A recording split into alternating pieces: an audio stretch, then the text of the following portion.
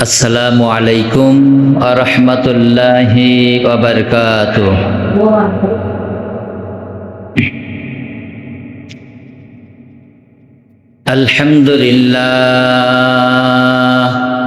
আলহামদুলিল্লাহি নাহমাদুহু ওয়া নাস্তাঈনুহু ওয়া নাস্তাগফিরুহু ওয়া নাউযু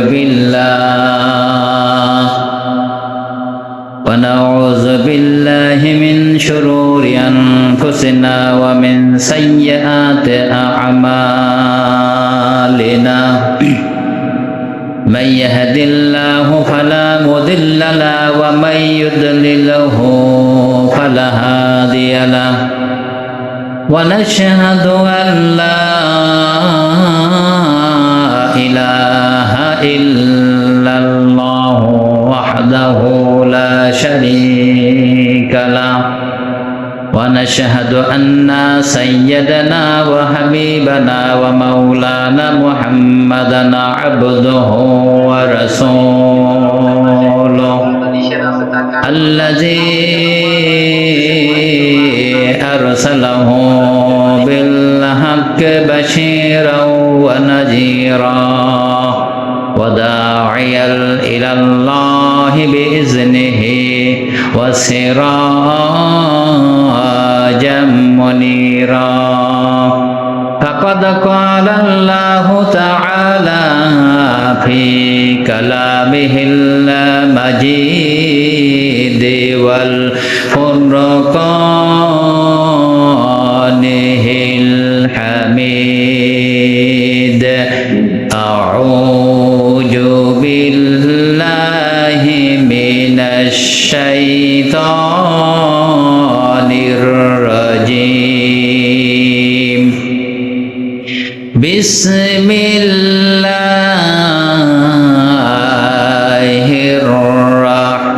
الرحمن الرحيم.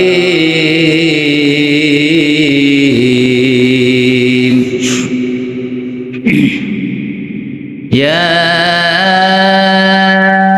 أيها الذين آمنوا كتب عليكم الصيام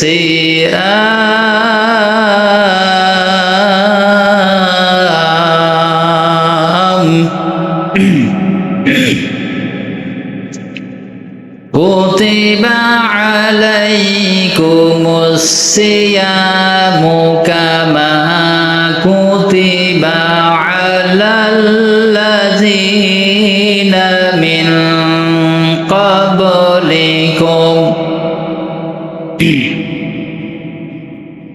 يا أيها الذين آمنوا كتب عليكم الصيام كما كتب على الذين من قبلكم لعلكم تتقون كما كتب على الذين من قبلكم لعلكم تتقون.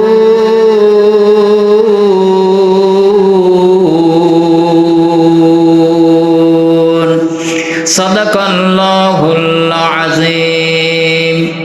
وقال تعالى في حبيب الشان: إن الله وملائكته يصلون على النبي يا أيها الذين آمنوا صلوا عليه وسلموا تسليما. اللهم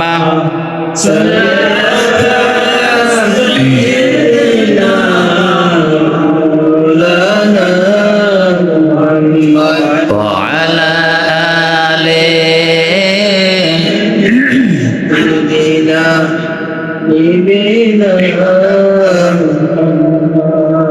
আকাশের ওই মেঘের দেশে বাকাসাদ মুস্কে হাসে, আনন্দে মেতে ওঠে তাই তো সবার প্রাণ। নাজাতের বাণী নিয়ে এলো রে রমজান। ঠিক কিনা ধর বলেন? আকাশে ওই মেঘের দেশে বাকাসাদা মুস্কে হাসে, আকাশে ওই মেঘের দেশে বাকাসাদা মুস্কে হাসে, আনন্দে মেতে ওঠে তাই তো সবার প্রাণ।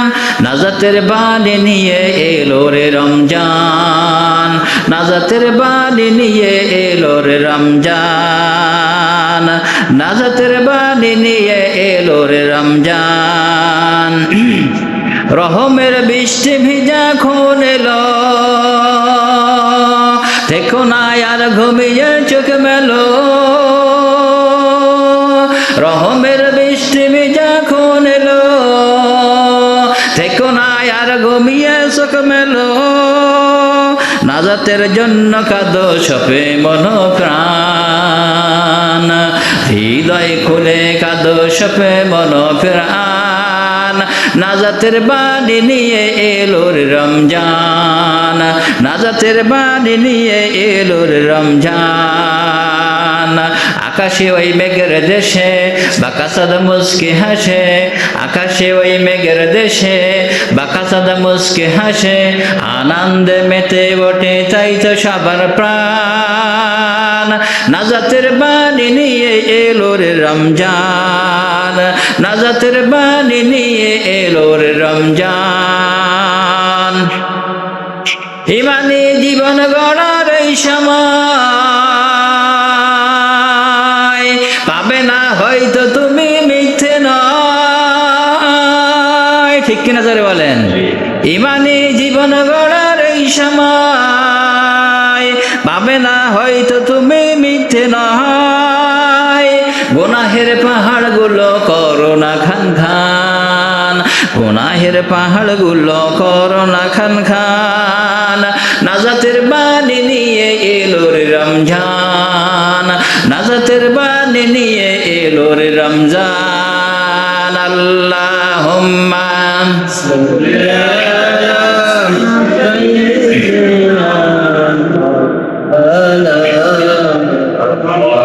وعلى آل سيدنا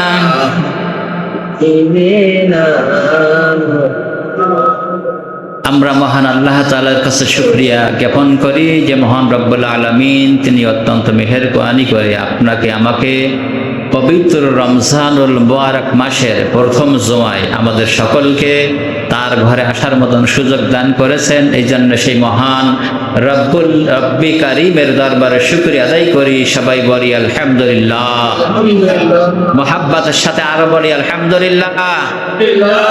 আমার বন্ধুগণ, আমাদের প্রত্যেকেরই যে রমজানুল মুবারক মাস পেয়ে আমরা অন্তত পক্ষে প্রথম রমজানে আমরা সেজদা দেব আল্লাহ তাআলার প্রশংসা স্বরূপ। তার কারণ হলো যে বিগত একটা বছর আগে এই মসজিদে মনে করেন কত মুসল্লি ছিল না? এর ভিতর থেকে দেখেন কিছু কিছু মুসল্লি অসুস্থ হয়ে গেছে, কেউ কেউ মারাও গেছে না? তা আল্লাহ পাক ইচ্ছা করলে আপনাকে আমাকে ওই রমজান বিদায় নিতে পারতো, এর মধ্যে পারতো কিনা?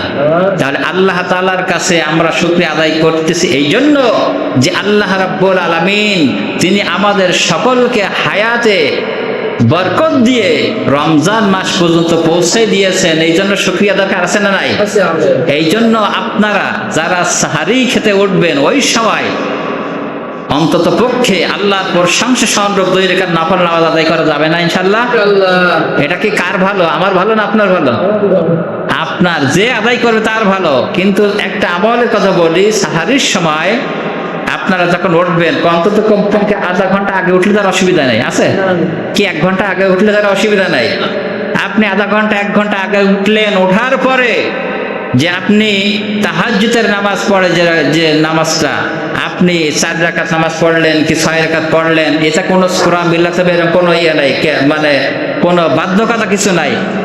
আপনি যেভাবে পারেন আপনি অন্ততপক্ষে 2 রাকাত কি 4 রাকাত 6 রাকাত নামাজ আদায় করে আল্লাহ তাআলার কাছে দোয়া করেন, আল্লাহ তাআলা এই রমজানুল মুবারক মাসে ওসিলায় তিনি যে ওয়াদা দিয়েছেন আল্লাহ অবশ্যই আপনাকে আমাকে মাফ করে দিবেন, জোরে বলেন সুবহানাল্লাহ। কিন্তু আপনার যদি না চাইতে পারি, না নিতে পারি, তা আল্লাহ কি আপনার গালে উঠাই দেবে? হ্যাঁ, আল্লাহ পাক কোনোদিন এসে গালে উঠাই দেবে না। কিন্তু আপনার এই যে রমজানুল মুবারক মাসটা দিয়েছেন আল্লাহ তাআলা বান্দার জন্য, কার জন্য? আল্লাহ তো না দিলেও পারতো না, কিন্তু আল্লাহ পাক জানে যে আমার বান্দারা কি করবে, গুনাহ করবে, অপরাধ করবে, নাফরমানি করবে, কিন্তু আমি একটা মাস স্পেশাল এরকম মাস দেবো অন্তত পক্ষে এই মাসে যেন ইবাদত বন্দেগী করে তার জীবনের গুনাহ খাতা মাফ করে নিতে পারে, জোরে বলেন সুবহানাল্লাহ। আমার বন্ধুগণ, এইটা হলো একটা ট্রেন্ডিং এর, মানে আমাদের যে রমজানুল মুবারক মাস, এখানে ধরেন যে আপনার প্রাইমারি স্কুলের টিচাররা আছেন, যে অনেক শিক্ষিত মানুষ আছেন, দেখেন প্রত্যেকের জীবনে একটা উদ্দেশ্য থাকে না, যে আমাদের স্যার টিচার হয়েছেন, উদ্দেশ্যটা কি? তিনি স্কুলে যাবেন, কি ছাত্রছাত্রী পড়াবেন, ওখান থেকে ছাত্র মানে বেতন আসবে, তার দ্বারা জীবিকা নির্বাহ করব। আর যে ছাত্রছাত্রীরা স্কুলে ভর্তি হয় তারা কিসের জন্য হয়? লেখাপড়া শেখার জন্য তো নাকি? তা যদি লেখাপড়া যে স্কুলের ছাত্ররা ঠিক মতো করতে পারলো না, ও পড়াশোনা ভালো মতো জানে না, পড়াও